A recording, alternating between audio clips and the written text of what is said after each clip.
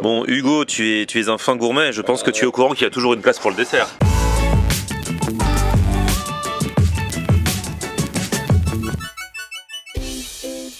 Salut tout le monde, bienvenue, nouveau vlog aujourd'hui. Aujourd'hui, j'ai rendez-vous avec Hugo Riboulet. C'est le gagnant de Top Chef cette année. On s'est dit, il faut qu'on aille manger. Et comme j'avais déjà un truc calé aujourd'hui, je me suis dit, viens te greffer à ma vidéo.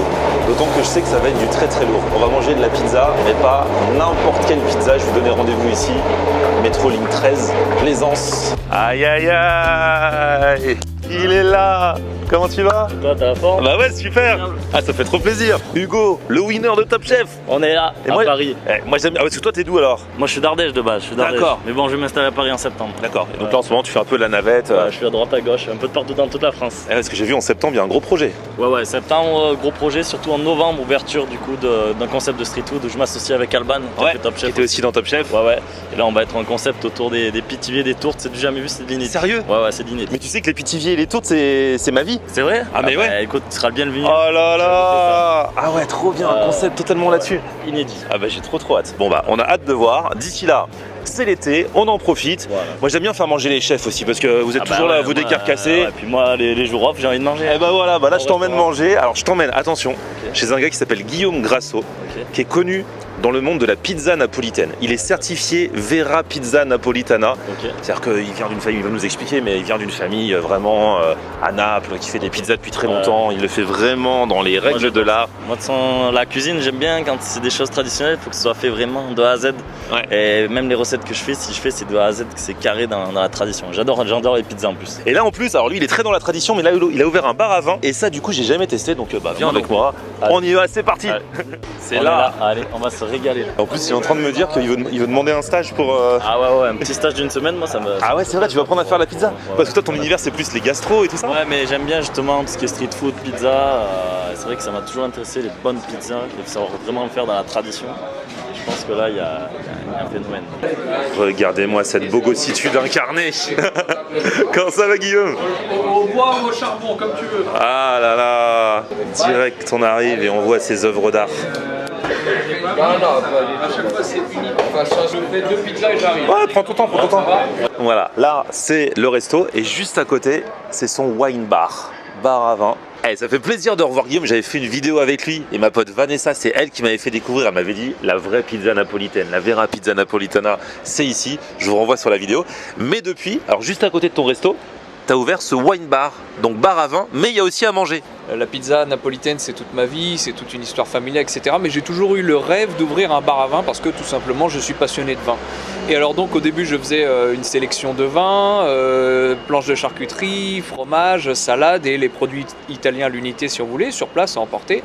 Et bon, j'ai la chance et le plaisir qu'avec la pizzeria, il y a, on va dire, du succès, beaucoup de demandes. Et du coup, les gens me demandaient au début, est-ce qu'on peut apporter les pizzas de la pizzeria au bar à vin? Et je disais non, parce que je pouvais pas me rajouter double quantité, parce que je suis tout seul derrière le four. Et ça trottait dans ma tête, je me dis bon, il faut que je trouve le moyen de faire des pizzas ici. Et alors j'ai réfléchi, j'ai regardé les différents formats de pizza qui existent en Italie. Il y a la fameuse pizza napolitaine, la pizza romaine, la pizza classique qu'on fait un peu plus dans le nord d'Italie, dans un four à 300 degrés. Et il y a ce qu'on appelle la fameuse pizza al tegamino. Donc c'est une pizza dans une sorte de moule de 22-24 cm qui est en plusieurs étapes. Et donc j'ai commencé à me pencher là-dessus. Donc j'ai commencé à réaliser ça ici. Et globalement ça plaît. Alors attention, c'est un style complètement différent par rapport à la napolitaine. On est sur une taille à l'œil qui est plus petite, mais le poids du pâton est le même. Sauf qu'on est plus proche du pain parce qu'on a une pâte qui est du coup plus épaisse.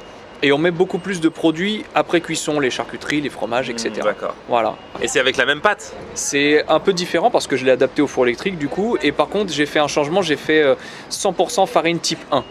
Pour qu'il y ait beaucoup plus de germes du grain de blé, un goût vraiment beaucoup plus prononcé, un peu plus antique encore. Parce que nous, on mange des pizzas tranquilles, mais la pizza, c'est de la science, c'est de la chimie. Surtout que moi, j'aime bien, même ici, j'aime bien travailler à température ambiante, sans frigo.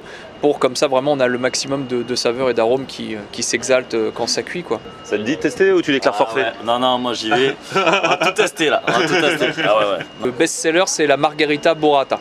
Dans les années 50, on a ouvert les pizzerias les plus connues de Saint-Germain-des-Prés, Santa Lucia, Golf de Naples, Da Pietro, Mon grand-père a eu une pizzeria vers Saint-Lazare. On est vraiment tous nés dedans, grandis là-dedans. Moi, j'ai passé ma vie dans les pizzerias. Et voilà, du coup, pour moi, c'est normal de perpétuer ça parce que j'ai dans le sang et surtout, j'aime ça. Moi, je peux faire 8h minuit tous les jours, ça me dérange pas. C'est toute ma vie, quoi. Je me vois pas faire autre chose et relâcher le rythme. Et surtout, moi, je ne veux pas te faire de chaîne. Je veux contrôler qu'est-ce qui se passe de A à Z pour être sûr du résultat. C'est-à-dire que si quelqu'un apprécie ma pizza, avec grand plaisir, il saura qu'à chaque fois qu'il viendra, ça sera moi derrière, plutôt qu'un jour un pizzaïolo c'est un tel, et du coup malheureusement, c'est pas ce qui peut se passer, quoi. T'as vu, ça c'est du vrai passionné. Ah voilà, moi j'adore. C'est bien parce que ça rejoint justement l'univers un peu des étoilés aussi. C'est vrai que nous on fait pas mal d'heures, etc. Et on est vraiment consciencieux dans le travail et on trouve ça dans la pizza. Donc franchement c'est excellent. Et là, ça fait partie des métiers passion. Ah bah oui, c'est un métier passion là. De toute façon, tout ce qui est dans l'hôtellerie, la restauration aussi. Et c'est vrai que moi j'aime bien faire justement un vrai artisan qui fait ça jusqu'au bout. Il prend les meilleurs produits, il fait ça dans la pure tradition et ça c'est magnifique. Dans des produits comme ça, il y en a de moins en moins. De moins en moins. Surtout le gars, tu sais que quand tu vas dans son resto, c'est toujours lui qui fera la pizza. C'est-à-dire s'il n'est pas là, le resto il est fermé. Non, ça c'est vraiment bien. Et puis le fait aussi que c'est fou cette histoire de famille, que ça fait depuis les années 1916. Il nous a dit 1916 ils ont commencé en Italie et depuis les années 50 dans Paris. C'est énorme, en vrai c'est énorme. Alors ça c'est la pâte. Alors ça c'est la pâte de la pizza al tegamino. Donc en fait ça marche en plusieurs étapes. Donc à part la fabrication de la pâte, il y a une pré-cuisson.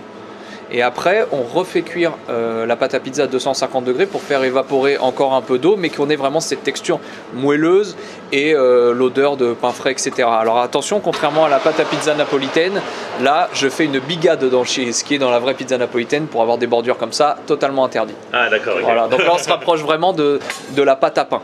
Alors ça, c'est la pizza justement que tu vas manger normalement. Après, ça va être la culatello e scamorza. Donc on a des petites boules de scamorza qu'on coupe et on les met un peu à gratiner dessus. Donc je trouve que voilà, c'est convivial, c'est plus petit. Alors comme je te disais, le grammage des produits est le même, mais ça fait très finger food un peu. Ouais, carrément. Voilà, mais pourtant c'est qualitatif. Tu regrettes pas d'être venu? Non, on va se régaler là. J'en ai l'eau à la bouche. Là. Sauce tomate maison. Ah, elle est belle dans la sauce. Hein. Voilà, donc artisanal à 3000%, et on n'achète pas ça tout fait, on le fait nous-mêmes. Petit secret, pareil, mais rien de... Là, on est plus sur la cuisine comme notre cher ami. On met la mozzarella, donc la burrata, dans ce cas de figure-là, après cuisson. Le chaud-froid, c'est la vie, hein, franchement. Non, l'été, ça, tu joues avec les températures. C'est un changement de texture, de température, voilà. Donc là, du coup, on découpe. Donc burrata 125 grammes, et donc comme je te disais, qui vient pas de dépouille, mais de Campanie. Ouais. Les pizzas comme ça. Le truc c'est ça, c'est pour moi les meilleures pizzas, c'est les pizzas simples parce qu'on a un accord qui est direct tout de suite, quoi. Y a pas de, on n'a pas besoin de décomposer, tu vois, même si c'est très intéressant. Et pour moi dans ma cuisine c'est pareil, faut que ce soit lisible en fait. Maintenant qu'on a compris la théorie, on passe à la pratique. Cette fois-ci pour ce style de pizza là, je dois remercier Valesca, mon employé, pour une fois je le fais publiquement, parce que c'est pas moi qui l'ai fait ici, je fais la pâte. Je fais les choses avant et c'est elle qui exécute sur le moment. Bravo Valesca. Merci. Attends alors. Donc, comme je dis, moi, j'aime bien quand les pizzas sont simples pour avoir vraiment une dégustation des produits qui soit vraiment en bouche efficace. Je te laisse attaquer. Hein. Allez, on y va. Allez.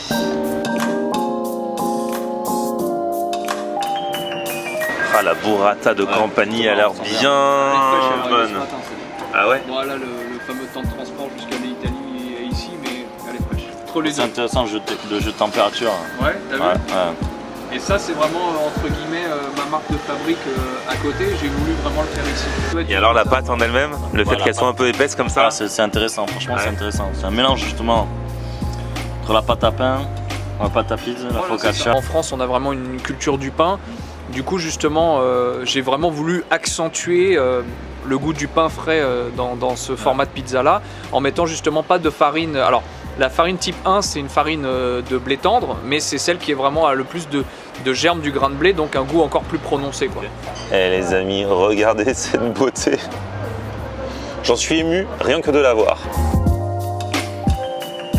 Et t'en as pas parlé, mais la sauce tomate. Ah ouais, non, c'est ça, tu sens l'acidité là. Ah ouais, la burrata, comment elle est crémeuse. Elle est trop bonne, elle est super bonne. Ouais. Les gens ils mangent à la main ou avec des couverts? Ils essayent avec les couverts, mais ça finit à la main. C'est vraiment food porn à 3000 %. Ah ouais. Voilà. Oh là là, ah là voilà la seconde. Ah oui, c'est celle qu'on a vue tout à l'heure aussi. magnifique. Donc là c'est avec Scamorza, c'est ça? Alors, Culatello, donc vraiment le top du jambon de Parme, Culatello di Parma justement. Donc Scamorza, donc la mozzarella fumée, artichaut mariné à l'huile et un petit filet d'huile d'olive et une feuille de basilic frais. Ah, j'y vais moi. Ah vas-y, franchement on est là pour ça en plus. Ah ouais. Très bon. Le jambon là. Ça change du... Ouais. Alors justement, pour une fois, j'avais interrogé mes followers quand j'étais sur le point d'ouvrir le bar à vin. J'avais fait une fois de ma vie, je l'ai fait. Alors, est-ce que vous préférez du San Daniel ou du Culatello? Et alors, c'était un peu partagé, un peu mitigé. Alors, j'ai hésité. Je me suis dit, voilà, pour faire original, à côté du jambon de Parme 24 mois, je me suis dit, le San Daniel, bon, on le connaît partout. Je me dis, le Culatello, c'est pas partout. Je me suis dit, allez, je vais faire ça.